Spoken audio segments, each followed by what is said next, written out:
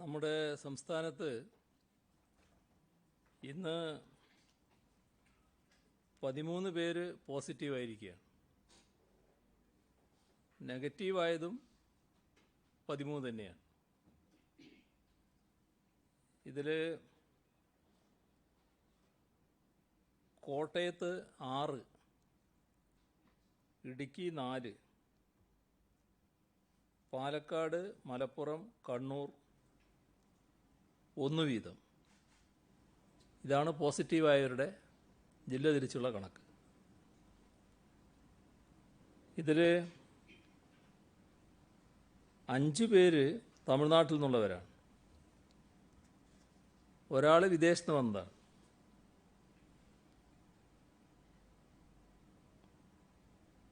ഒരാൾക്ക്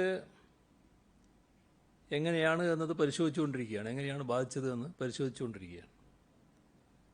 ബാക്കിയുള്ളവർ സമ്പർക്കത്തിലൂടെയാണ്.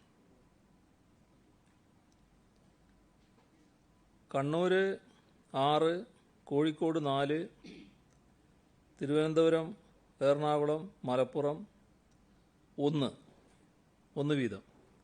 ഇങ്ങനെയാണ് നെഗറ്റീവായവരുള്ളത്. ഇതുവരെ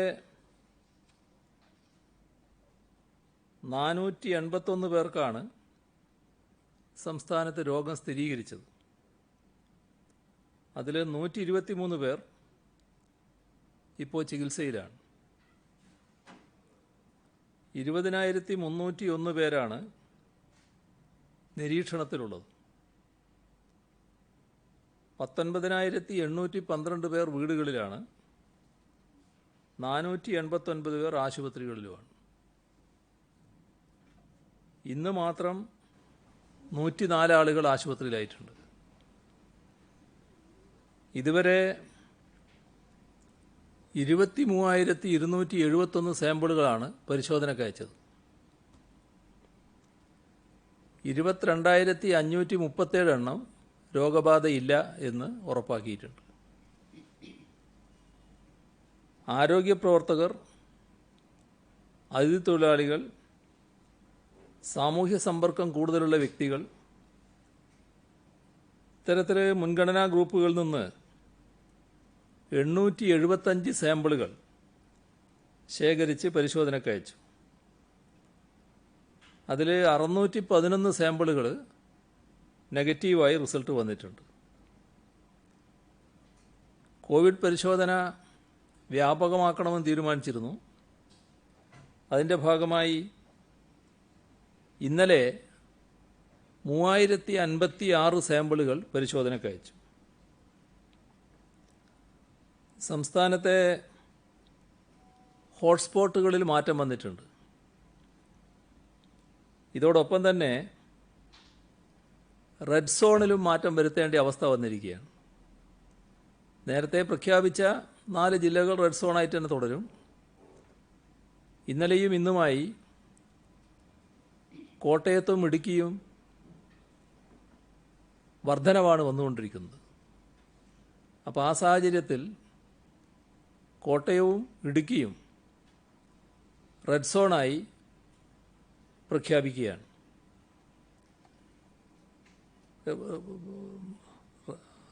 അതോടൊപ്പം നമ്മുടെ ഹോട്ട്സ്പോട്ടിൻ്റെ ഭാഗമായി എടുത്താൽ ഇടുക്കി ജില്ലയിൽ വണ്ടൻമേട്, ഇരട്ടയാറ്, കോട്ടയം ജില്ലയിൽ അയ്മനം, വെള്ളൂർ, അയർക്കുന്നം, തലയോലപ്പറമ്പ് ഇത്രയും പഞ്ചായത്തുകൾ ഹോട്ട്സ്പോട്ടുകളാണ്.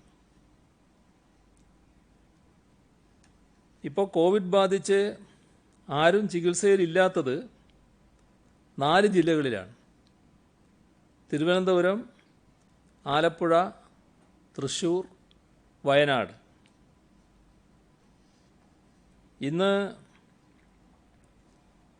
മുഖ്യമന്ത്രിമാരുടെ വീഡിയോ കോൺഫറൻസിൽ സംസാരിക്കുന്നത് പ്രധാനമായും ചെറിയ സംസ്ഥാനങ്ങളിലെ മുഖ്യമന്ത്രിമാരായിരിക്കും എന്ന് ഇന്നലെ കേന്ദ്ര ആഭ്യന്തരമന്ത്രി നേരിട്ട് സംസാരിച്ചിരുന്നു. കേരളം ഉന്നയിക്കാൻ ഉദ്ദേശിക്കുന്ന പ്രധാന കാര്യങ്ങൾ നേരത്തെ അറിയിക്കുന്നത് നന്നാവും എന്നുകൂടി അദ്ദേഹം ഇന്നലെ അഭിപ്രായപ്പെട്ടു. അതിൻ്റെ അടിസ്ഥാനത്തിൽ ഇന്നലെ തന്നെ കേരളത്തിൻ്റെ അഭിപ്രായങ്ങൾ പ്രധാനമന്ത്രിയെയും ആഭ്യന്തരമന്ത്രിയെയും ധരിപ്പിക്കുകയുണ്ടായി. കേന്ദ്ര ഗവൺമെൻറ്റിൻ്റെ മാർഗനിർദ്ദേശങ്ങൾക്കനുസരിച്ച് ലോക്ക്ഡൗണിൽ ചില ഇളവുകൾ സംസ്ഥാനം വരുത്തിയിരുന്നു. ലോക്ക്ഡൗൺ പിൻവലിക്കുന്ന കാര്യത്തിൽ ശ്രദ്ധാപൂർവമായ സമീപനം വേണം എന്നാണ് സംസ്ഥാനത്തിൻ്റെ അഭിപ്രായം. സംസ്ഥാനങ്ങളുടെ സവിശേഷത കൂടി പരിഗണിക്കുന്ന ദേശീയ നയമാണ് ആവശ്യം. ഭാഗികമായ ലോക്ക്ഡൗൺ മെയ് 15 വരെ തുടരാവുന്നതാണ് എന്നാണ് കേരളത്തിൻ്റെ അഭിപ്രായം. അന്നത്തെ സാഹചര്യം പരിശോധിച്ച് തുടർ നടപടികൾ കൈക്കൊള്ളാവുന്നതുമാണ്. തൊട്ടു മുൻപത്തെ ആഴ്ചയിൽ കോവിഡ്-19 കേസുകൾ പുതുതായി റിപ്പോർട്ട് ചെയ്യപ്പെടാത്ത ജില്ലകളിൽ ആൾക്കൂട്ടങ്ങൾ, പൊതുഗതാഗതം എന്നിവ നിയന്ത്രിച്ചുകൊണ്ടും നിലനിർത്തിക്കൊണ്ടും ശാരീരിക അകലം പാലിച്ചും ലോക്ക്ഡൗൺ പിൻവലിക്കുന്നത് പരിഗണിക്കാം എന്ന് കേരളം അഭിപ്രായപ്പെട്ടിട്ടുണ്ട്. അന്തർജില്ലാ അന്തർ സംസ്ഥാന യാത്രകൾ മെയ് 15 വരെ നിയന്ത്രിക്കുകയും വേണം. PPP കിറ്റുകളുടെയും മറ്റും ആവശ്യകത കുതിച്ചുയരുകയാണ്. ടെസ്റ്റിങ്ങിന് വിധേയമാക്കേണ്ട ആളുകളുടെ എണ്ണം വർദ്ധിക്കുന്നുണ്ട്. ആ സാഹചര്യത്തിൽ അവയുടെ സമാഹരണത്തിൻ്റെ ഉത്തരവാദിത്വം കേന്ദ്ര സർക്കാർ നേരിട്ട് ഏറ്റെടുക്കണം. പ്രവാസികളുടെ കൂട്ടത്തിൽ വളരെ ചെറിയ വരുമാനമുള്ളവർ, ലേബർ ക്യാമ്പുകളിൽ കഴിയുന്നവർ, ജയിൽ ശിക്ഷ പൂർത്തിയാക്കിയവർ, പാർട്ട് ടൈം വരുമാനം നിലച്ചുപോയ വിദ്യാർത്ഥികൾ, ലോക്ക്ഡൗൺ കാരണം തൊഴിൽ നഷ്ടപ്പെട്ടവർ, ഇങ്ങനെ വിവിധ വിഭാഗക്കാരുണ്ട്. ഇവർക്കെല്ലാം തിരിച്ചു വരേണ്ടതുണ്ട്. ഇവർക്ക് വിമാനയാത്രാക്കൂലി സ്വന്തമായി വഹിക്കാൻ പ്രയാസമുണ്ടാകും. അപ്പോൾ അവരുടെ വിമാനയാത്രാക്കൂലി കേന്ദ്ര സർക്കാർ വഹിക്കണമെന്ന് സംസ്ഥാനം പ്രധാനമന്ത്രിയോട് അഭ്യർത്ഥിച്ചു. ലോക്ക്ഡൗൺ കാരണം തൊഴിൽ നഷ്ടപ്പെട്ടവർക്ക് സാമ്പത്തികമായ പിന്തുണ അനിവാര്യമാണ്. അവർക്ക് വേണ്ടി പുനരധിവാസ പാക്കേജ് കേന്ദ്ര ഗവൺമെൻറ് അടിയന്തരമായി പ്രഖ്യാപിക്കണം. അവരുടെ നൈപുണ്യം ഉപയോഗപ്പെടുത്താൻ സാധിക്കുന്ന സ്കീമുകൾക്കും രൂപം നൽകണം. ഹ്രസ്വകാല സന്ദർശനങ്ങൾക്കായി പോയവർ, ജീവിതാവശ്യങ്ങൾ നിറവേറ്റാൻ നിവൃത്തിയില്ലാത്തവർ, ചികിത്സാ സഹായം ആവശ്യമുള്ളവർ, ഇവരെയെല്ലാം തിരിച്ചു കൊണ്ടുവരുന്നതിൽ പ്രഥമ പരിഗണന നൽകണമെന്നും പ്രധാനമന്ത്രിയോട് ആവശ്യപ്പെട്ടു. നമ്മുടെ സംസ്ഥാനത്ത് 4 ലക്ഷത്തോളം അതിഥി തൊഴിലാളികളുണ്ട് എന്നാണ് കണക്കാക്കുന്നത്. ഇവരെ ഘട്ടം ഘട്ടമായി തിരികെ അവരവരുടെ നാട്ടിലെത്തിക്കുന്നതിന് നോൺ സ്റ്റോപ്പ് ട്രെയിനുകൾ അനുവദിക്കണമെന്ന ആവശ്യം വീണ്ടും ഉന്നയിച്ചിട്ടുണ്ട്. കേരളത്തിൽ നിന്നുള്ള മറ്റ് സംസ്ഥാനങ്ങളിലെ നഴ്സുമാരും ആരോഗ്യ പ്രവർത്തകരും ഇവരുടെ കാര്യത്തിൽ കേന്ദ്രം അടിയന്തര ശ്രദ്ധ പതിപ്പിക്കണം. ഇവർക്ക് ശുചിത്വമുള്ള ക്വാറന്റൈൻ സൗകര്യം ഉറപ്പുവരുത്തണം. കേരളത്തിൽ നിന്നുള്ള നഴ്സുമാരുടെ പ്രശ്നങ്ങൾ ബന്ധപ്പെട്ട സംസ്ഥാനങ്ങളിലെ മുഖ്യമന്ത്രിമാരുടെ ശ്രദ്ധയിൽപ്പെടുത്തിയിട്ടുണ്ട്. പ്രധാനമന്ത്രിയുടെ സത്വര ഇടപെടൽ ഇക്കാര്യത്തിൽ ഉണ്ടാകണമെന്നാണ് സംസ്ഥാനത്തിന് താൽപ്പര്യം. കോവിഡ്-19 ഭീഷണിയെ ഫലപ്രദമായി നേരിടുന്നതിന് സാങ്കേതിക വിദ്യ ശരിയായി വിനിയോഗിക്കാൻ സംസ്ഥാന സർക്കാരിന് സാധിക്കുന്നുണ്ട്. ട്രാക്കിംഗ്, ട്രേസിംഗ്, ക്വാറന്റൈൻ നിരീക്ഷണം എന്നിവയ്ക്ക് സാങ്കേതിക വിദ്യ അനിവാര്യമാണ്. ഇന്ത്യ ഗവൺമെൻറ് വികസിപ്പിച്ച ആരോഗ്യ സേതു ആപ്പ് പ്രോത്സാഹിപ്പിക്കാൻ പ്രധാനമന്ത്രി ആവശ്യപ്പെട്ടിരുന്നു. ഇതുവരെ ആരോഗ്യ സേതു ആപ്ലിക്കേഷനിൽ കേരള സംസ്ഥാനവുമായി ബന്ധപ്പെട്ട ഡാറ്റകളൊന്നും പങ്കിട്ടിട്ടില്ല എന്നത് അദ്ദേഹത്തിൻ്റെ ശ്രദ്ധയിൽപ്പെടുത്തുകയുണ്ടായി. ലോക്ക്ഡൗണിൻ്റെ പശ്ചാത്തലത്തിലുള്ള സാമ്പത്തിക പ്രത്യാഘാതത്തിന് അത് പരിഹരിക്കുന്നതിനും ലഘൂകരിക്കുന്നതിനുമുള്ള അർഹമായ ഊന്നൽ നൽകേണ്ടതുണ്ട്. ലഭ്യമായ വിവരങ്ങളനുസരിച്ചുള്ള വിദഗ്ധരുടെ ആദ്യഘട്ട വിലയിരുത്തൽ പ്രകാരം 2020-21 സാമ്പത്തിക വർഷത്തിൻ്റെ ആദ്യപാദത്തിൽ കേരളത്തിൻ്റെ മൊത്തം മൂല്യവർധനയിലുണ്ടായ നഷ്ടം ഏകദേശം 80,000 കോടി രൂപയാണ്. സ്ഥിതിഗതികൾ മെച്ചപ്പെടുന്നില്ലെങ്കിൽ നഷ്ടം ഇനിയും വർദ്ധിക്കും. ലോക്ക്ഡൗൺ കാലയളവിൽ 83,30,000-ഓളം വരുന്ന സ്വയം തൊഴിൽ, കാഷ്വൽ തൊഴിലാളികളുടെ വേതന നഷ്ടം 14,000 കോടി രൂപയാണ്. ഹോട്ടൽ, റെസ്റ്റോറൻറ്റ് മേഖലകളിൽ യഥാക്രമം 6,000 കോടി രൂപയുടെയും 14,000 കോടി രൂപയുടെയും നഷ്ടമുണ്ടായി. മത്സ്യബന്ധന മേഖലയും വിവരസാങ്കേതിക മേഖലയും ഗണ്യമായ തൊഴിൽ നഷ്ടത്തിനിരയായ ചില മേഖലകളാണ്. ചെറുകിട വ്യാപാരികളെ ലോക്ക്ഡൗൺ വളരെയധികം പ്രതികൂലമായി ബാധിച്ചു. ഇവരുടെ വരുമാനം നിലച്ചത് ഇവരെ കടുത്ത സാമ്പത്തിക പ്രതിസന്ധിയിലേക്കാണ് തള്ളിവിട്ടത്.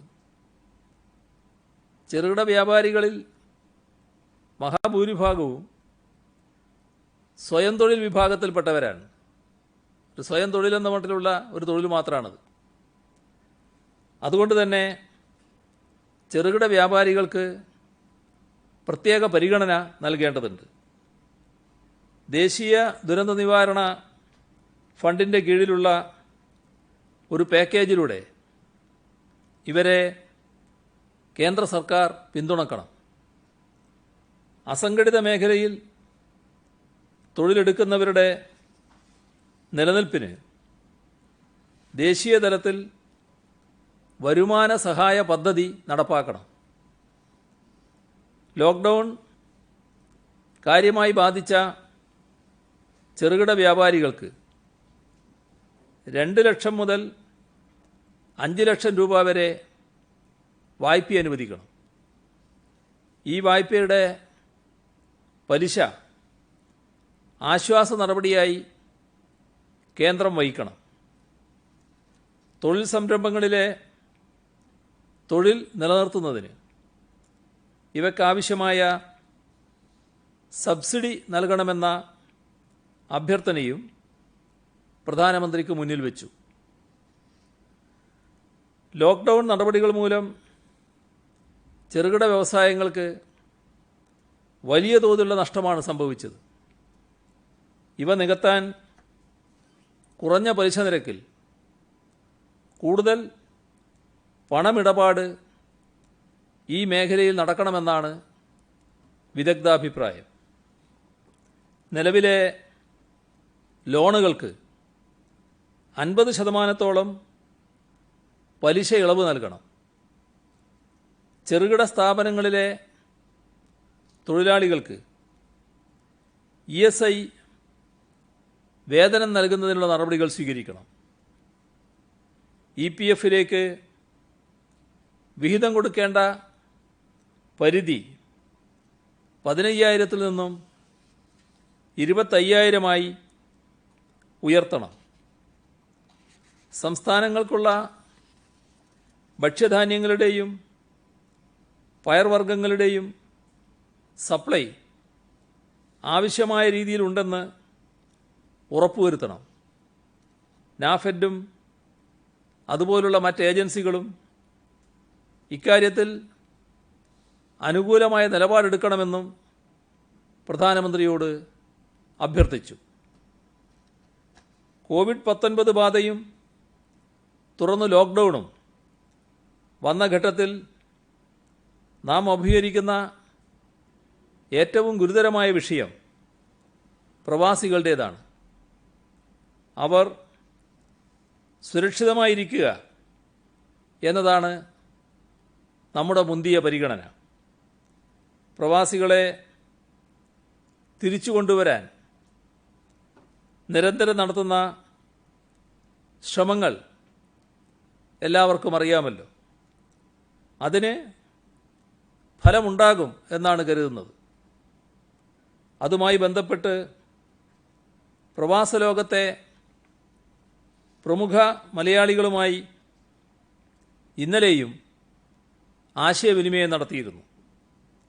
കേന്ദ്ര ഗവൺമെൻറ്റുമായി നിരന്തരം ബന്ധപ്പെടുന്നുമുണ്ട്. ലോക്ക്ഡൗൺ പ്രഖ്യാപിച്ചപ്പോൾ പല സംസ്ഥാനങ്ങളിലായി നിരവധി മലയാളികൾ കുടുങ്ങിപ്പോയിട്ടുണ്ട്. വിദ്യാർത്ഥികൾ, ബിസിനസ് ആവശ്യത്തിന് പോയവർ, അടുത്ത ബന്ധുക്കളെ കാണാൻ പോയവർ, ഇങ്ങനെ പലരും. ഇവരുടെ പലരുടെയും അവസ്ഥ വിഷമകരമാണ്. ഭക്ഷണം കൃത്യമായി കിട്ടാത്തവർ പോലുമുണ്ട്. നേരത്തെ താമസിച്ച ഹോസ്റ്റലുകളിൽ നിന്നും ഹോട്ടലുകളിൽ നിന്നും ഇറങ്ങേണ്ടി വന്നവരുണ്ട്. താൽക്കാലിക ട്രെയിനിങ്ങിനും മറ്റും പോയവരാണ് ചിലർ. അപ്പം അങ്ങനെയുള്ളവരെ സംസ്ഥാനത്തേക്ക് തിരിച്ചു കൊണ്ടുവരും. ഇതിനുള്ള രജിസ്ട്രേഷൻ ബുധനാഴ്ച ആരംഭിക്കും. അതിൻ്റെ വിശദാംശങ്ങൾ പിന്നീട് നോർക്ക അറിയിക്കും. തിരിച്ചു കൊണ്ടുവരാൻ പ്രഥമ പരിഗണന നൽകുന്ന വിഭാഗങ്ങൾ ഇതര സംസ്ഥാനങ്ങളിൽ ചികിത്സാവശ്യത്തിന് പോയവർ, ചികിത്സ കഴിഞ്ഞവർ, സംസ്ഥാനത്ത് വിദഗ്ധ ചികിത്സക്ക് രജിസ്റ്റർ ചെയ്ത് തീയതി നിശ്ചയിച്ച മറ്റ് സംസ്ഥാനങ്ങളിലെ താമസക്കാർ,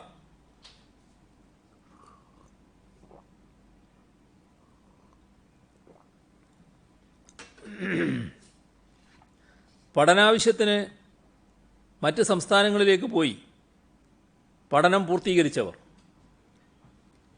പരീക്ഷ, ഇൻ്റർവ്യൂ എന്നിവയ്ക്കായി മറ്റ് സംസ്ഥാനങ്ങളിൽ പോയവർ, തീർത്ഥാടനം, വിനോദയാത്ര, ബന്ധുഗൃഹ സന്ദർശനം എന്നിവയ്ക്ക് പോയി മറ്റ് സംസ്ഥാനങ്ങളിൽ കുടുങ്ങിപ്പോയവർ, ലോക്ക്ഡൗൺ മൂലം അടച്ച വിദ്യാഭ്യാസ സ്ഥാപനങ്ങളിലെ കേരളീയരായ വിദ്യാർത്ഥികൾ, ജോലി നഷ്ടപ്പെട്ടതുകൊണ്ടോ റിട്ടയർ ചെയ്തതിനാലോ നാട്ടിലേക്ക് വരേണ്ടവർ, കൃഷിപ്പണിക്ക് അയൽ സംസ്ഥാനങ്ങളിലേക്ക് പോയവരുമുണ്ട്. പ്രത്യേകിച്ച് കർണാടകയിൽ കുടകിൽ നമ്മുടെ നാട്ടുകാർ കുടകിൽ ഭൂമി പാട്ടത്തിനെടുത്ത് ഇഞ്ചി, വാഴക്കൃഷി മുതലായവ ചെയ്യാറുണ്ട്. വയനാട്, കണ്ണൂർ, മലപ്പുറം ജില്ലകളിൽ നിന്ന് കൃഷിപ്പണിക്ക് പോയി ധാരാളം പേർ കുടകിൽ കുടുങ്ങിപ്പോയിട്ടുണ്ട്. വളരെ പാവപ്പെട്ടവരാണ് ഇങ്ങനെ ജോലിക്ക് പോകുന്നത്. ധാരാളം ആദിവാസികളുമുണ്ട്. പലർക്കും ഇപ്പോൾ ഭക്ഷണത്തിന് പോലും പ്രയാസമുണ്ട്. കയ്യിലുള്ളതെല്ലാം തീർന്നു, പണവുമില്ല. ഇങ്ങനെ പ്രയാസപ്പെടുന്ന മുഴുവൻ പേരെയും ഘട്ടം ഘട്ടമായി തിരിച്ചു കൊണ്ടുവരും.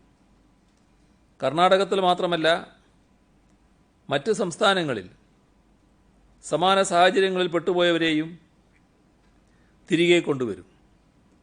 ഇതിനുള്ള പദ്ധതി തയ്യാറാക്കാൻ കലക്ടർമാരോട് നിർദ്ദേശിച്ചിട്ടുണ്ട്. തിരിച്ചു വരേണ്ടവർ നോർക്ക റൂട്ട്സ് വെബ്സൈറ്റിൽ രജിസ്റ്റർ ചെയ്യണമെന്നും തീരുമാനിച്ചിട്ടുണ്ട്. അവരെ തിരികെ കൊണ്ടുവരുമ്പോൾ ആരോഗ്യ സുരക്ഷ സംബന്ധിച്ച എല്ലാ മുൻകരുതലും സ്വീകരിക്കും. അതിർത്തിയിൽ ആരോഗ്യ വിഭാഗം പരിശോധിക്കും. എല്ലാവർക്കും ക്വാറന്റൈൻ നിർബന്ധമാകും. പ്രവാസികൾ വരുമ്പോൾ സ്വീകരിക്കുന്ന എല്ലാ മുൻകരുതലുകളും ഇവരുടെ കാര്യത്തിലും ബാധകമായിരിക്കും. വിദേശത്തുള്ളവർ വരുമ്പോൾ എയർപോർട്ട് കേന്ദ്രീകരിച്ച് പരിശോധനാ സംവിധാനം ഉണ്ടാക്കാം എന്ന സൗകര്യമുണ്ട്. എന്നാൽ ഇതര സംസ്ഥാനങ്ങളിൽ നിന്ന് കേരളത്തിലേക്ക് ധാരാളം വഴികളുണ്ട്. അതുകൊണ്ട് ഏതൊക്കെ വഴികളിലൂടെ കൊണ്ടുവരണമെന്നത് സംബന്ധിച്ച് ക്രമീകരണമുണ്ടാക്കും. സർക്കാർ ഇക്കാര്യത്തിലുണ്ടാക്കുന്ന ക്രമീകരണങ്ങളുമായി എല്ലാവരും പൂർണ്ണമായി സഹകരിക്കണമെന്ന് അഭ്യർത്ഥിക്കുകയാണ്. വിദേശ രാജ്യങ്ങളിൽ നിന്ന് തിരിച്ചു വരുന്നവർക്ക് വേണ്ടി സർക്കാർ ഒരുക്കേണ്ട സംവിധാനങ്ങളെക്കുറിച്ച് ഇന്നലെ നടത്തിയ വീഡിയോ കോൺഫറൻസിൽ ചർച്ച നടത്തുകയുണ്ടായി. ടിക്കറ്റ് ബുക്ക് ചെയ്യുമ്പോൾ തൊട്ടടുത്ത വിമാനത്താവളങ്ങളിലേക്ക് തന്നെ എടുക്കണമെന്ന് നിർദ്ദേശിച്ചിട്ടുണ്ട്. സംസ്ഥാനത്തെ 4 എയർപോർട്ടുകളിലും പരിശോധനയ്ക്കും ക്വാറന്റൈനും ആവശ്യമായ സജ്ജീകരണം ഒരുക്കും. പ്രവാസികളെ പരമാവധി സഹായിക്കാൻ നോർക്ക ഹെൽപ്പ് ഡെസ്ക് നിലവിൽ വന്നിട്ടുണ്ട്. നാട്ടിലേക്ക് വരാൻ ആഗ്രഹിക്കുന്ന പ്രവാസികൾ www.registernorcaroots.org എന്ന വെബ്സൈറ്റിൽ ഇന്നലെ വൈകിട്ട് മുതൽ രജിസ്റ്റർ ചെയ്ത് തുടങ്ങിയിട്ടുണ്ട്. ഇതുവരെ 2,02,000 പേർ രജിസ്റ്റർ ചെയ്ത് കഴിഞ്ഞു. പ്രവാസികളെ സഹായിക്കാൻ ഇന്ത്യൻ കമ്മ്യൂണിറ്റി വെൽഫെയർ ഫണ്ട് ഉപയോഗിക്കണമെന്നും തിരിച്ചു വരുന്ന പ്രവാസികളെ പുനരധിവസിപ്പിക്കാൻ പ്രത്യേക പാക്കേജ് വേണമെന്നും കേന്ദ്രത്തോട് ആവശ്യപ്പെട്ടിട്ടുണ്ട്. തിരിച്ചു വരുന്ന പ്രവാസികളുടെ മക്കൾക്ക് കേരളത്തിലെ വിദ്യാലയങ്ങളിൽ പ്രവേശനം ആവശ്യമാണെങ്കിൽ സർക്കാർ അത് ഉറപ്പാക്കും. കോവിഡ് പരിശോധന എല്ലാ ജില്ലകളിലും കൂടുതലായി നടത്താൻ ജില്ലാ കളക്ടർമാരോടും ജില്ലാ മെഡിക്കൽ ഓഫീസർമാരോടും നിർദ്ദേശിച്ചിട്ടുണ്ട്. ക്വാറന്റൈനിൽ കഴിയുന്ന മുഴുവൻ പേരെയും പരിശോധനയ്ക്ക് വിധേയമാക്കണം എന്നാണ് ഉദ്ദേശിക്കുന്നത്. ഇന്നലെ നടത്തിയ വീഡിയോ കോൺഫറൻസിലാണ് ഈ കാര്യം പറഞ്ഞിട്ടുള്ളത്. ഹോട്ട്സ്പോട്ട് മേഖലകളിൽ ഭക്ഷ്യസാധനങ്ങൾ വീടുകളിൽ എത്തുന്നു എന്ന് ഉറപ്പാക്കും. അതിർത്തി ജില്ലകളിൽ പരിശോധന കർശനമാക്കാൻ നിർദ്ദേശിച്ചിട്ടുണ്ട്. കാട്ടിലെ ഊടുവഴികളിലൂടെ നടന്ന് കേരളത്തിലേക്ക് ആളുകൾ വരുന്നത് തടയാൻ വനംവകുപ്പിൻ്റെ സഹായത്തോടെ നടപടി സ്വീകരിക്കാൻ പോലീസിന് നിർദ്ദേശം നൽകിയിട്ടുണ്ട്. കാർഷിക ജോലികൾ തടസ്സമില്ലാതെ മുന്നോട്ട് പോകണം. പച്ചക്കറി പോലെ കേടുവന്നു പോകുന്ന സാധനങ്ങൾ എത്രയും വേഗം ശേഖരിച്ച് വിപണികളിൽ എത്തിക്കണം. ഈ നിർദ്ദേശവും നൽകിയിട്ടുണ്ട്. സംസ്ഥാനത്ത് പൊതു ഇടങ്ങളിൽ മാസ്ക് നിർബന്ധമാക്കിയതോടെ ധരിക്കുന്നവരുടെ എണ്ണം കൂടി. അതോടൊപ്പം ഉപയോഗശേഷം വലിച്ചെറിയുന്ന മാസ്കുകളുടെ എണ്ണവും കൂടി. ഇങ്ങനെ അലക്ഷ്യമായി ഉപേക്ഷിക്കപ്പെടുന്ന മാസ്കുകൾ ഗുരുതര ആരോഗ്യ പ്രശ്നങ്ങളാണ് സൃഷ്ടിക്കുന്നത്. മഴ കൂടി വന്നതോടെ പ്രശ്നം ഇരട്ടിച്ചിരിക്കുകയാണ്. ഉപയോഗിച്ച മാസ്ക് അലക്ഷ്യമായി കളയുന്നത് സമൂഹത്തോടുള്ള അപരാധമാണ്. കഴുകി സൂക്ഷിക്കാവുന്ന തുണിയുടെ മാസ്ക് പൊതുജനങ്ങൾ ഉപയോഗിക്കുന്നതാവും അഭികാമ്യമെന്ന് ഒരിക്കൽ കൂടി ഓർമ്മിപ്പിക്കുന്നു. മാസ്കിൻ്റെ കാര്യത്തിൽ ഇടുക്കിയിലെ ഹോട്ട്സ്പോട്ടായി പ്രഖ്യാപിച്ച ചില സ്ഥലങ്ങളിൽ ചെറിയൊരു അനാസ്ഥ നിലനിൽക്കുന്നതായി ശ്രദ്ധയിൽപ്പെട്ടിട്ടുണ്ട്. ചിലർ മാസ്ക് ധരിക്കാതെ ATM പോകുന്നു, കടകളിൽ പോകുന്നു, പൊതുസ്ഥലങ്ങളിലുണ്ടാകുന്നു. ഇത് ഗൗരവമായി കണ്ടുകൊണ്ട് തിരുത്താൻ ആവശ്യമായ നടപടികൾ സ്വീകരിക്കേണ്ടതാണ്. സംസ്ഥാനത്ത് ചരക്ക് നീക്കം ഏതാണ്ട് സാധാരണ നിലയിലേക്ക് വരുന്നുണ്ട്. ഇന്നലെ 2464 ട്രക്കുകൾ വന്നു.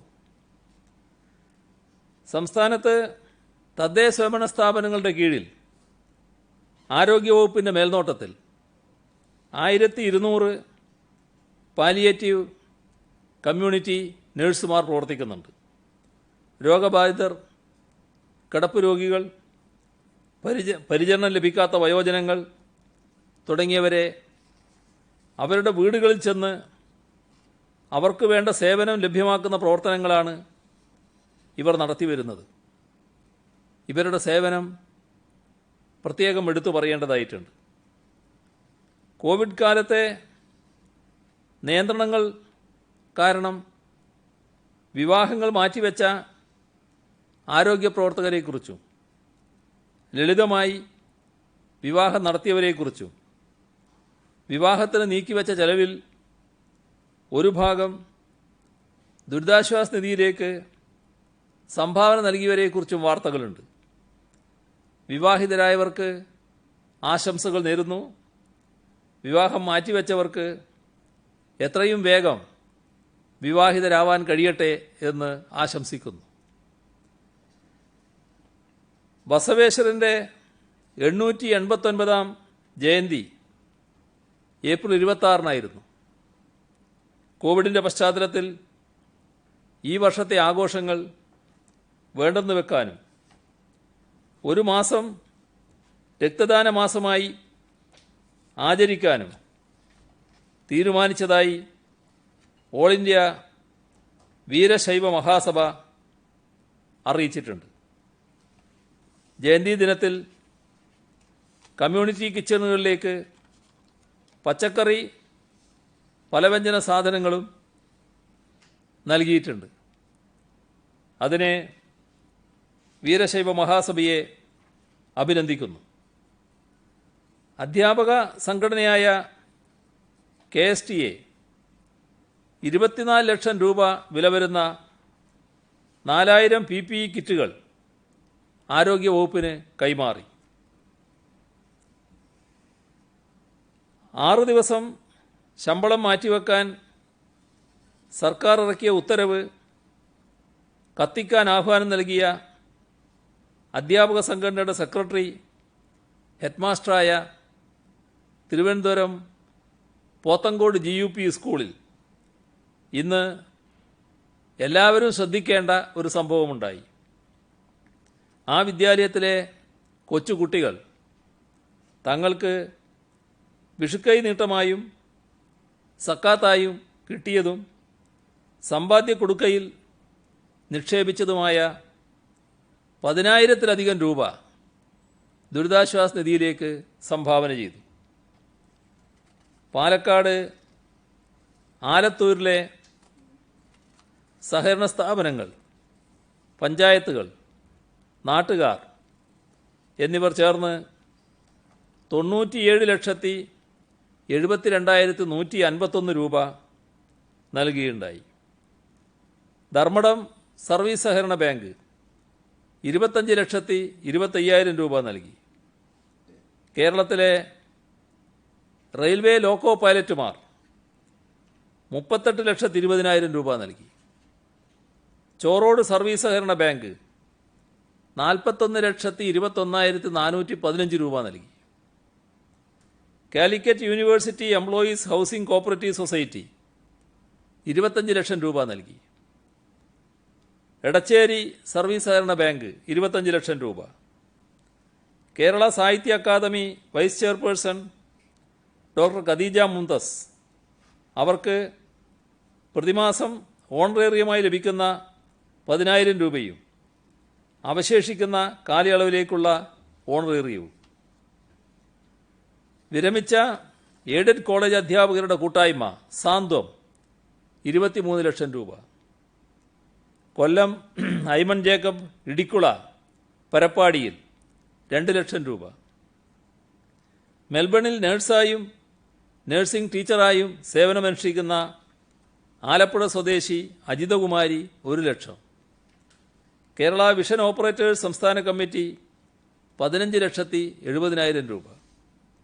കോഴിക്കോട് ജില്ലയിലെ മെഡിക്കൽ വിദ്യാർത്ഥി ലക്ഷ്മി പ്രിയ 5 ലക്ഷം രൂപ. സേലം രക്തസാക്ഷി തളിയൻ രാമൻ നമ്പ്യാരുടെ ചെറുമകളും എഴുത്തുകാരിയുമായ റിട്ടയേർഡ് അധ്യാപിക ശാന്ത കാവുമ്പായി 4 മാസത്തെ പെൻഷൻ തുകയായ 1 ലക്ഷം രൂപ. അഡ്വക്കേറ്റ് ജനറൽ ഓഫീസിലെ ജീവനക്കാരുടെ സഹകരണ സംഘം 10 ലക്ഷം രൂപ.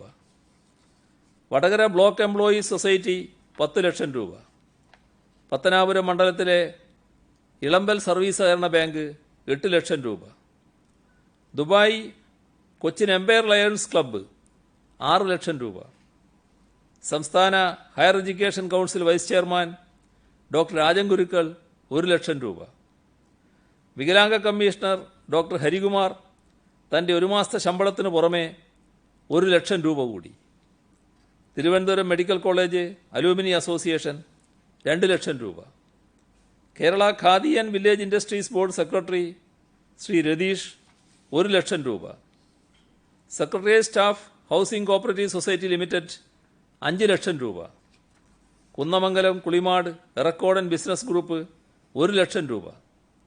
2018 പ്രളയത്തിൽ ജീവൻ രക്ഷാപ്രവർത്തനത്തിന് ആദ്യം പുറപ്പെട്ടവരുടെ പ്രതിനിധി ജോസഫ് 50,000 രൂപ. സിനിമാ നടൻ മണികണ്ഠൻ ആചാരി വിവാഹ ചെലവിലേക്ക് കരുതി വച്ചിരുന്ന 50,000 രൂപ. പ്രവാസിയായ ഭരത് രാജ് അനിയത്തിയുടെ കല്യാണത്തിന് നാട്ടിലേക്ക് വരാൻ കരുതി വച്ചിരുന്ന 25,000 രൂപ. കോഴിക്കോട് സ്വദേശിയായ റിട്ടയേർഡ് അധ്യാപകൻ അച്യുതൻ പി തൻ്റെ 5 മാസത്തെ പെൻഷൻ തുകയായ 57,000 രൂപ. എറണാകുളം മരട് സ്വദേശിനി ശ്രീമതി വള്ളി കുമാരൻ 3 പവൻ്റെ 2 വളകളും മോതിരവും ദുരിതാശ്വാസ നിധിയിലേക്ക് സംഭാവനയായി നൽകി. എറണാകുളം പുതിയമ്പേരൂർ സ്വദേശി MB നാരായണദാസ് 12,500 നാളികേരമാണ് ദുരിതാശ്വാസ നിധിയിലേക്ക് കൈമാറിയത്. വെങ്ങന്നൂർ മുട്ടക്കാട് ചാലഞ്ച് ഹൗസിലെ ആർട്ടിസ്റ്റ് ഡോക്ടർ GSS നായരും ഭാര്യ ഇന്ദിരയും ചേർന്ന് 77,814 രൂപ. ഗവേഷണ സ്ഥാപനമായ IRTC മുണ്ടൂർ 5 ലക്ഷം രൂപ. Kerala state service pensioners union Dharmadam unit 1 lakh രൂപ. ബ്രണ്ണൻ കോളേജിലെ മുൻ അധ്യാപകരായ ധർമ്മടത്തെ professor V Raveendran, professor TP Indira 1,25,000 രൂപ. തിരുവനന്തപുരത്ത് തെങ്ങ് കയറി ഉപജീവനം നടത്തുന്ന ഛത്തീസ്ഗഡ് സ്വദേശികൾ ചേർന്ന് 52,000 രൂപ. കോട്ടയം ചിറക്കടവ് ഗ്രാമപഞ്ചായത്ത് 20 ലക്ഷം രൂപ. Franciscan sisters of all saints Kottayam 50,000 രൂപ. വിഷുക്കൈനീട്ടം സ്വരൂപിച്ച് നൽകിയ ഒട്ടേറെ കുട്ടികളുടെയും റമദാൻ ദാനധർമ്മങ്ങൾക്കുള്ള പണം മാറ്റിവെച്ച് നൽകിയവരുടെയും വിവരങ്ങൾ വായിക്കാൻ ഉണ്ട്. അത് വായിക്കാൻ കഴിയാവുന്നതിലേറെയാണ് ആ പട്ടിക എന്നതുകൊണ്ട് അങ്ങനെ സഹായം നൽകിയ മുഴുവൻ കുട്ടികൾക്കും മുതിർന്നവർക്കും നന്ദി അറിയിക്കുന്നു. വിശദമായ ലിസ്റ്റ് പ്രസിദ്ധീകരണത്തിന് മാധ്യമങ്ങൾക്ക് നൽകുന്നുമുണ്ട്. ഇത്രയാണ് ഇന്ന് പറയാനുള്ളത്.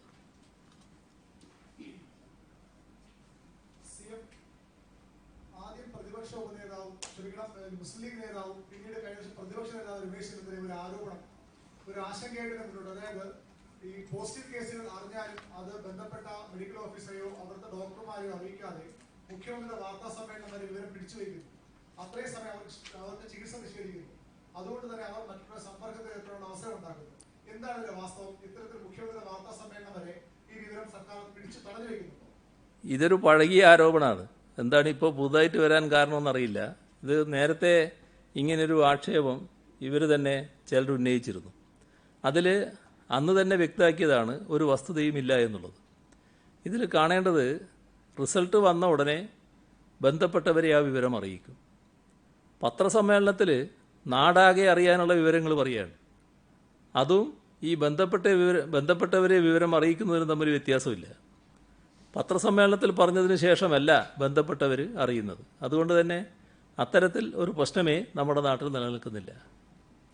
ഈ കണ്ണൂർ കാസർഗോഡ് ജില്ലയിലുള്ള രോഗികളുടെ വിവരങ്ങൾ പുറത്തു വന്നതായി ചില വാർത്തകളുണ്ട്. അത് പോലീസിന്റെ ഒരു സോഫ്റ്റ്വെയറിൽ നിന്നാണ് ഈ വിവരങ്ങൾ പുറത്തു പോയത് എന്നും പറയുന്നുണ്ട്. പ്രതിപക്ഷം ഇത് ഗുരുതരമായ പ്രശ്നമായി ഉന്നയിക്കുന്നുണ്ട്. രണ്ടാമത്, ഈ രോഗികളുടെ എണ്ണം കഴിഞ്ഞ 2 ദിവസമായി കൂടുന്നുണ്ട്. ഇതൊരു 3ാം ഘട്ടത്തിലേക്ക് സംസ്ഥാനം എത്തി എന്നതിന്റെ സൂചനയായി നമ്മൾ കാണേണ്ടിയിരിക്കുന്നു. ആദ്യം പറഞ്ഞ കാര്യത്തിൽ വന്ന റിപ്പോർട്ട് ഈ രോഗം ഭേദമായി പോയവരെ അവരെ വിവരം ചോർന്നു, അങ്ങനെ അവരെ ചിലർ വിളിച്ച് കൂടുതൽ ചികിത്സ വാഗ്ദത്തം ചെയ്തു എന്നാണ്. അതിൽ 2 കാര്യങ്ങളാണുള്ളത്. ഒന്ന്, രോഗം ഭേദമായി പോയവർ എന്ന് പറയുമ്പോൾ ചുറ്റുപാടും ഉള്ളവർ അത് സ്വാഭാവികമായും മനസ്സിലാക്കും. അതിനകത്ത് അത്ര വലിയ രഹസ്യാത്മകത നിലനിൽക്കുന്നില്ല. പിന്നെ ഫലപ്രദമായ ചികിത്സ അവർക്ക് ലഭിച്ചു, അങ്ങനെ രോഗം ഭേദമായതാണ്. പിന്നെ അവർക്ക് വേറെ എന്ത് ചികിത്സയാണ് വാഗ്ദത്തം ചെയ്യേണ്ടത്?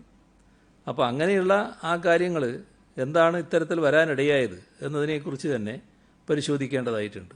ഏതായാലും ഉന്നയിച്ച പ്രശ്നം സംബന്ധിച്ച് പരിശോധിക്കുന്നുള്ള നടപടികളെടുക്കും. നമ്മൾ ഇതര സംസ്ഥാനത്ത് കുടുങ്ങിപ്പോയവരെ തിരിച്ച് നാട്ടിലേക്ക് കൊണ്ടുവരുന്നു. അതുപോലെ തന്നെ കണ്ണൂർ, കാസർഗോഡ് തുടങ്ങിയ ജില്ലകളിൽ ലോക്ക്ഡൌണിന് ശേഷം കുടുങ്ങിപ്പോയ ഇതര ജില്ലക്കാർ, തിരുവനന്തപുരത്തുകാരുണ്ട്, മറ്റ് ജില്ലക്കാർ ഒരുപാട് പേര് അവിടെ കുടുങ്ങിക്കിടപ്പുണ്ട്. അവരെ തിരിച്ച് അതാത് സ്ഥലങ്ങളിലേക്ക് എത്തിക്കാൻ എന്തെങ്കിലും നടപടി സ്വീകരിക്കുമോ? അതിന് വലിയ പ്രശ്നമില്ല. ബന്ധപ്പെട്ട കലക്ടർമാരുമായി അവർ ബന്ധപ്പെടുകയും വേണ്ടു. അതിനനുസരിച്ചുള്ള നടപടികൾ സ്വീകരിക്കും.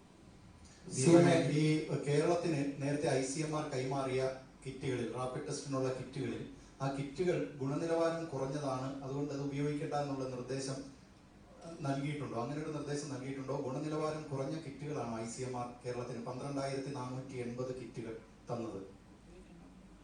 ICMR 2 തരത്തിലുള്ള കിറ്റുകളുണ്ട്. അതിൽ ആൻറ്റിബോഡി ടെസ്റ്റുമായി ബന്ധപ്പെട്ട കിറ്റുകളുടെ കാര്യത്തിൽ നേരത്തെ ഈ പറഞ്ഞ കാര്യം ശരിയാണ്. രാജ്യവ്യാപകമായി തന്നെ അത് ഉപയോഗിക്കേണ്ടതില്ല എന്ന നിലപാട് ICMR സ്വീകരിച്ചിട്ടുണ്ട്. എന്നാൽ മറ്റ് കിറ്റുകൾ അത് ഉപയോഗിക്കുന്നുണ്ട്. അതിൻ്റെ ഭാഗമായി തന്നെയാണ് പരിശോധനകൾ നടക്കുന്നത്. അതിന് കൂടുതൽ ലഭിക്കണം എന്ന് നമ്മൾ ആവശ്യപ്പെട്ടിട്ടുമുണ്ട്. ഇടുക്കിയിലും കോട്ടയത്തും, പ്രത്യേകിച്ച് ഇടുക്കിയിൽ രോഗം വർദ്ധിച്ചു വരുന്നു. അതുകൊണ്ട് തന്നെ നമ്മൾ നേരത്തെ കണ്ണൂർ, കാസർഗോഡ് സ്വീകരിച്ചതുപോലുള്ള അതീവ സുരക്ഷാ പദ്ധതി എന്തെങ്കിലും ആസൂത്രണം ചെയ്യുന്നുണ്ടോ, നടപ്പാക്കോ ഇടുക്കി ജില്ലയിൽ? അല്ല, ഞാൻ നേരത്തെ പറഞ്ഞല്ലോ റെഡ് സോൺ ആയിട്ട് കണക്കാക്കുന്നു. അതിൻ്റെ ഭാഗമായിട്ടുള്ള നടപടികൾ സ്വാഭാവികമായിട്ട് വരും.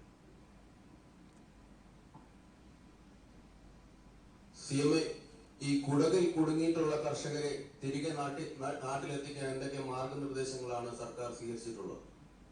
അല്ല, എല്ലാ സ്ഥലത്തും ഉള്ളവർക്ക് നാട്ടിൽ വരുന്നതിനുള്ള സൗകര്യമാണ് ഇതോടെ ഒരുക്കുന്നത്. അപ്പോൾ അതിന് ബന്ധപ്പെട്ടവർ ബന്ധപ്പെട്ട കലക്ടർമാരെ ബന്ധപ്പെടുകയും അതിൻ്റെ ഭാഗമായുള്ള അനുമതി നൽകുകയും ചെയ്യും. അതാണ് സ്വീകരിക്കുന്ന നടപടി. ശരി, നമുക്ക് ഈ സോണൽ ഈ മെയ് 15 വരെയാണോ നമുക്കപ്പോൾ ഇനി ഭാഗിക ലോക്ക്ഡൌൺ തുടരേണ്ടത്? അപ്പോൾ പൊതുഗതാഗതവും അത് കഴിഞ്ഞ് വരെ മതി എല്ലാ ജില്ലകളിൽ നിന്നുള്ള സമീപനമാണ് നമ്മൾ കേന്ദ്രത്തെ അറിയിച്ചിരിക്കുന്നത്. ഇതിനുവേണ്ടി അന്നേരം മനസ്സിലാക്കി കേന്ദ്രത്തെ അറിയിച്ചത് നമ്മുടെ ഒരു അഭിപ്രായമാണല്ലോ. ആ അഭിപ്രായത്തിൻ്റെ ഭാഗമായി കേന്ദ്രം എന്ത് തീരുമാനിക്കുന്നു എന്നുള്ളത് ഇപ്പോൾ വ്യക്തമല്ല. അതിനി വരേണ്ടതായിട്ടാണ് ഇരിക്കുന്നത്. നമ്മളെന്ത് നടപടി സ്വീകരിക്കുന്നു എന്നുള്ളത് 3-ാം തീയതിയോടുകൂടിയാണ് നമ്മൾ വ്യക്തമാക്കുക. ഏതായാലും നേരത്തെ ഞാൻ ആദ്യം പറഞ്ഞത് നമ്മുടെ അഭിപ്രായമായി കേന്ദ്ര ഗവൺമെൻറ്റിനെ അറിയിച്ച കാര്യമാണ്.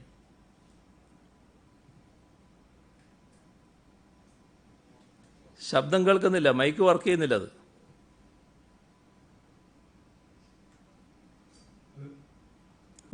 ശരി. ഇടുക്കിയിലും കോട്ടയത്തും രോഗികളുടെ എണ്ണത്തിൽ വർധനവുണ്ടായ സാഹചര്യത്തിൽ ഏതെങ്കിലും തരത്തിലുള്ള കമ്മ്യൂണിറ്റി സാമൂഹ്യ വ്യാപനത്തിനുള്ള സാധ്യതയുണ്ടോ? അത്തരമൊരു ട്രെൻഡ് ഇപ്പോൾ നമ്മൾ അങ്ങനെ എന്തെങ്കിലും ആന്റിസിപ്പേറ്റ് ചെയ്യുന്നുണ്ടോ? സാമൂഹ്യ വ്യാപനത്തിൻ്റെ സാധ്യത പൂർണ്ണമായി നിരാകരിക്കുന്നതിനാണ് നമ്മൾ എല്ലാ ശ്രമങ്ങളും നടത്തിക്കൊണ്ടിരിക്കുന്നത്. അതിനാവശ്യമായ ജാഗ്രതയും കരുതലുമാണ് നമ്മൾ സ്വീകരിച്ചു വരുന്നത്. ഇതേവരെ സാമൂഹ്യ വ്യാപനത്തിൻ്റെ ഘട്ടത്തിലേക്ക് നാം എത്തിയിട്ടില്ല. നമ്മൾ നല്ല ജാഗ്രതയും കരുതലും സ്വീകരിക്കേണ്ടതായിട്ടുണ്ട്. ഞാൻ നേരത്തെ ഒരു കാര്യം സൂചിപ്പിച്ചു. ആളുകൾ മാസ്കൊന്നും ധരിക്കാതെ പൊതുസ്ഥലങ്ങളിൽ പോകുന്നതിനെക്കുറിച്ച്. ഈ അപകടം രോഗബാധിതരായ ആളുകൾ ചില ബന്ധപ്പെടലുകളിലൂടെയാണ് ഇപ്പോൾ രോഗങ്ങൾ വരുന്നതിനിടയായിട്ടുള്ളത്. അപ്പോൾ അത്തരം കാര്യങ്ങളിൽ നല്ല കരുതൽ സ്വീകരിച്ചു പോകേണ്ടതായിട്ടുണ്ട്. അല്ലെങ്കിൽ കൂടുതൽ അപകടാവസ്ഥയിലേക്ക് നമ്മൾ നീങ്ങിയെന്ന് വരും. അത് വരാതിരിക്കാനുള്ള ജാഗ്രത പൊതുവെ സമൂഹം കാണിക്കേണ്ടതായിട്ടുണ്ട്. അങ്ങയുടെ CMDR കോവിഡ് ഫണ്ടിലേക്ക് വളരെ നല്ല റെസ്പോൺസാണ് കേരളത്തിൽ ലഭിച്ചുകൊണ്ടിരിക്കുന്നത്. എത്രമാത്രം തുക ഈ ഫണ്ടിൽ കളക്ട് ചെയ്തിട്ടുണ്ട്? ഇപ്പം എൻ്റെ കയ്യിൽ കണക്കില്ല അതിൻ്റെ.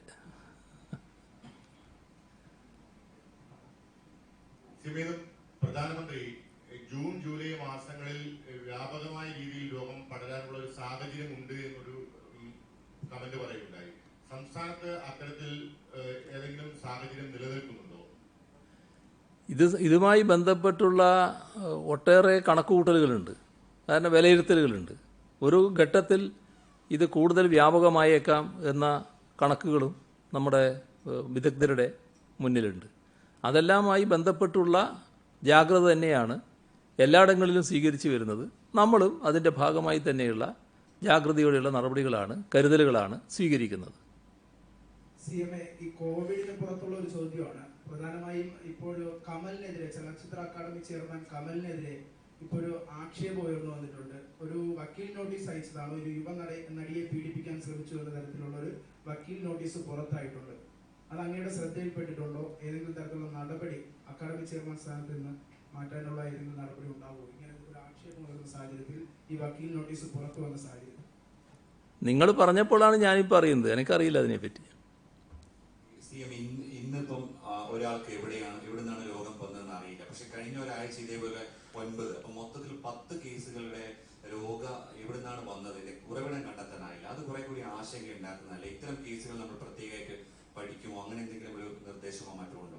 അത്തരം കേസുകൾ കൃത്യമായി പഠിച്ചുകൊണ്ടിരിക്കുന്നുണ്ട്. ചില കാര്യങ്ങളിൽ കുറെ കൂടി വ്യക്തത വരുന്നുമുണ്ട്. മഴ വരികയാണ്. അപ്പോൾ കഴിഞ്ഞ വർഷത്തെ പോലെ അല്ലെങ്കിൽ ഒരുപക്ഷെ അതിനേക്കാൾ കൂടുതൽ മഴ പെയ്യുന്നതാണ് കാലാവസ്ഥാ വകുപ്പിന്റെ മുന്നറിയിപ്പ്. അപ്പോൾ നമ്മൾ ഈ കോവിഡ് പ്രതിരോധ മാതൃക ഇത്രയും കാലം സ്വീകരിച്ചിരുന്നതിനൊപ്പം മഴയുടെ സാഹചര്യത്തിൽ പ്രത്യേകിച്ച് ഇത്തരം പ്രതിരോധ പ്രവർത്തനങ്ങളിൽ അതുപോലെ വ്യക്തികളും സ്വീകരിക്കേണ്ട മാർഗങ്ങൾ അത് സംബന്ധിച്ച് എന്തെങ്കിലും ആലോചന നടത്തിയിട്ടുണ്ടോ? അങ്ങനെ എന്തെങ്കിലും മാർഗനിർദ്ദേശം വരുന്നുണ്ടോ? മഴക്കാലപൂർവ്വ പ്രവർത്തനങ്ങൾ നമ്മൾ സാധാരണ പ്ലാൻ ചെയ്യാറുണ്ട്. അത് ഇത്തവണയും നേരത്തെ പ്ലാൻ ചെയ്തിരുന്നു. നമ്മൾ പ്ലാൻ ചെയ്ത് കഴിഞ്ഞപ്പോഴാണ് കോവിഡുമായി ബന്ധപ്പെട്ട പ്രശ്നങ്ങൾ നമുക്ക് നേരിടേണ്ടി വന്നത്. എന്നാൽ ഇതിൻ്റെ മധ്യത്തിലും നാം അതുമായി ബന്ധപ്പെട്ട കാര്യങ്ങൾ വിലയിരുത്തിയിട്ടുണ്ട്. ജില്ലകളിലെല്ലാം ആ കാര്യത്തിലുള്ള ഫലപ്രദമായ പ്രവർത്തനങ്ങൾ നടന്നുകൊണ്ടിരിക്കുകയാണ്.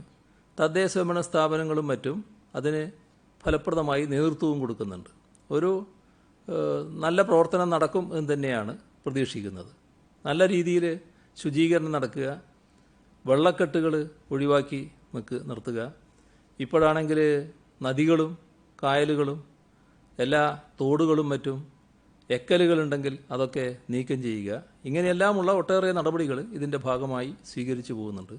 വലിയ തോതിൽ മാലിന്യം നീക്കം ചെയ്യാനുള്ള നടപടികളും തദ്ദേശഭരണ സ്ഥാപനങ്ങൾ സ്വീകരിക്കുന്നുണ്ട്. അങ്ങനെ ഒട്ടേറെ നടപടികൾ ഇതിൻ്റെ ഭാഗമായി സ്വീകരിക്കുന്നുണ്ട്. പ്രവാസികൾ തിരിച്ചു വരുമ്പോൾ ഒരു നിബന്ധന നമ്മൾ പറഞ്ഞിരിക്കുന്നത് അവിടുന്ന് തന്നെ പരിശോധിച്ച് നെഗറ്റീവ് ആണെന്ന് ഉറപ്പുവരുത്തുന്നതാണ്. അപ്പൊ അത് നമ്മളാണോ ചെയ്യേണ്ടത് അതോ അതത് രാജ്യങ്ങളാണോ ആ പരിശോധന നടത്തേണ്ടത്? നമ്മൾക്കാണോ അതിന്റെ ചുമതല? രണ്ട്, അവർ ഇവിടെ വരുമ്പോൾ നമ്മൾ വീണ്ടും പരിശോധിക്കണം. അപ്പൊ നമുക്കിപ്പോ ഈ ലക്ഷക്കണക്കിന് ഇപ്പൊ 2 ലക്ഷം ഓൾറെഡി രജിസ്റ്റർ ചെയ്തിട്ടുണ്ട്. അപ്പൊ 2 ലക്ഷം കിറ്റുകൾ നമ്മൾ അപ്പോഴേക്ക് തയ്യാറാക്കി വെക്കേണ്ടത്, അതിനുള്ളൊരു ഒരുക്കം നമ്മൾ നടത്തിയിട്ടുണ്ടോ? നമുക്ക് അപ്പോഴേക്ക് ലഭിക്കുമോ? എന്താണ് അതിന്റെ ഒരു ഇവർ അവിടുന്ന് വരുമ്പോൾ സ്വാഭാവികമായിട്ടും പരിശോധനയോടുകൂടിയായിരിക്കും വിമാനത്തിൽ കയറാൻ സാധ്യത. അതുമായി ബന്ധപ്പെട്ട പ്രശ്നങ്ങളെല്ലാം ഇന്ത്യ ഗവൺമെൻറ് കൈകാര്യം ചെയ്യുന്നതാണ്. അതിൻ്റെ ഭാഗമായുള്ള നടപടികൾ സ്വീകരിച്ചു എന്ന് വരും. എന്നാൽ നമ്മുടെ എയർപോർട്ടിൽ എത്തിയതിന് ശേഷം അവരെ ആദ്യം സ്ക്രീനിങ്ങിന് വിധേയമാക്കും. രോഗലക്ഷണങ്ങൾ എന്തെങ്കിലും ഉണ്ടെങ്കിൽ അവരെ ക്വാറന്റൈനിലേക്ക് അയക്കും. അല്ലാത്തവർ വീടുകളിലാണ് ക്വാറന്റൈനിൽ കഴിയുക. എയർപോർട്ടിൽ നിന്ന് നേരിട്ട് അവരുടെ വീട്ടിലേക്കാണ് പോവുക.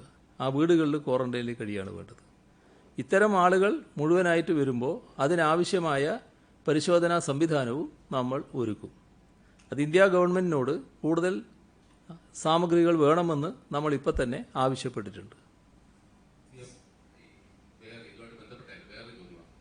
ഈ അങ്ങയുടെ മന്ത്രിസഭയിലെ ഒരു അംഗത്തിന്റെ പേഴ്സണൽ സ്റ്റാഫ് മാധ്യമപ്രവർത്തകൻ ആണെന്ന് ചമഞ്ഞുകൊണ്ട് വാർത്തകൾ ഉറവിടം കണ്ടെത്താൻ ഒരു ശ്രമം നടത്തുകയും അവസാന ഉദ്യോഗസ്ഥനെ സസ്പെൻഡ് ചെയ്യുകയും ചെയ്തു.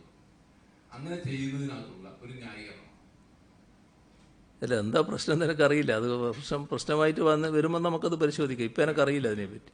ഭക്ഷ്യവകുപ്പ് മന്ത്രിയുടെ സ്റ്റാഫാണ്, പേഴ്സണൽ സ്റ്റാഫിലെ ഒരു അംഗമാണ്. മാധ്യമപ്രവർത്തകൻ എന്ന് ചമഞ്ഞുകൊണ്ട് മറ്റു ഉദ്യോഗസ്ഥരെ വിളിക്കുകയും കാര്യങ്ങൾ തിരക്കുകയൊക്കെ ചെയ്തു. അതെ, അത് കൂടുതൽ മനസ്സിലാക്കിയല്ലേ പറയാൻ പറ്റും. എനിക്കിപ്പോൾ അറിയില്ല എന്താ കാര്യം. നമ്മുടെ ഈ സാമൂഹ്യനീതി വകുപ്പിന് കീഴിലെ ഓർഫനേജ് കൺട്രോൾ ബോർഡിന്റെ കീഴിലൊക്കെ കൗൺസിലർമാർ ജോലി ചെയ്യുന്നുണ്ട്. അവർക്കൊന്നും ഈ ലോക്ക്ഡൌൺ കാലത്ത് ശമ്പളം കിട്ടിയിട്ടില്ല. അതായത് നിരവധി ആളുകളുണ്ട് ഈ സാമൂഹ്യനീതി വകുപ്പിന് ഓർഫനേജ് കൺട്രോൾ ബോർഡിന് പറ്റും. അതൊരു പ്രശ്നം.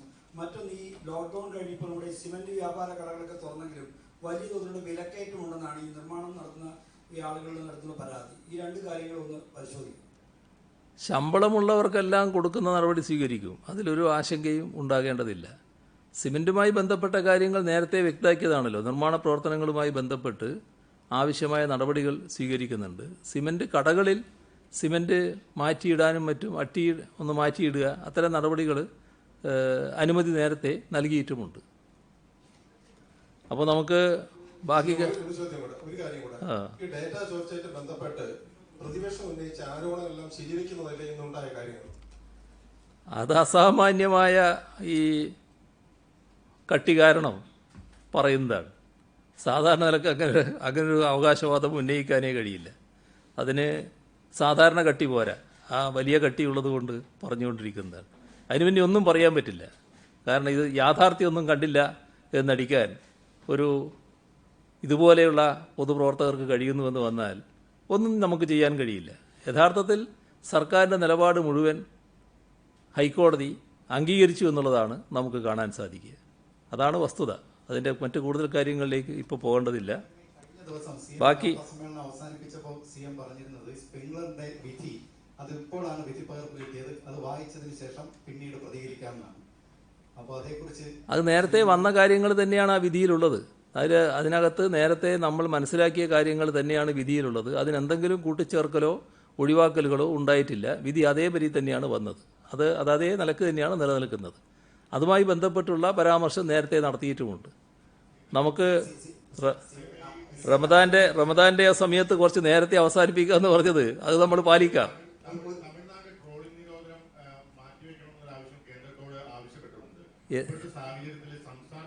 എന്ത് നിരോധനം?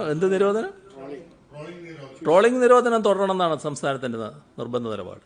അത് ട്രോളിംഗ് നിരോധനം എന്ന് പറയുന്നത് കോവിഡുമായി ബന്ധപ്പെട്ടതല്ല. അത് മത്സ്യത്തിൻ്റെ വംശവർദ്ധനവുമായി ബന്ധപ്പെട്ട പ്രശ്നമാണ്.